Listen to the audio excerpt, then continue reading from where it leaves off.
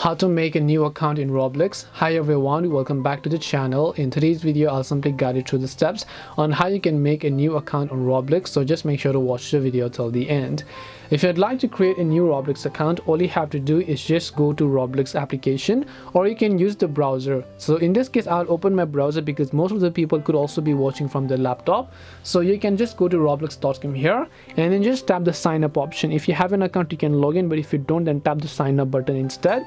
Once you tap on the sign up option, just select continue in browser if it asks you to open it in the application here. Now all you have to do is just select the sign up button here and then I'll just select continue in browser. Once you go to the sign up option, what you need to do is simply make sure to enter the email address that you want to use for your Roblox account as well as the password. Once you've entered those, your Roblox account will be successfully created in this way. And this way you can create a new Roblox account. Hope this video was helpful, and if it did help you, make sure to leave a like and subscribe to our channel. If you have any questions, feel free to leave them down. Thank you for watching till the end and see you in the next video.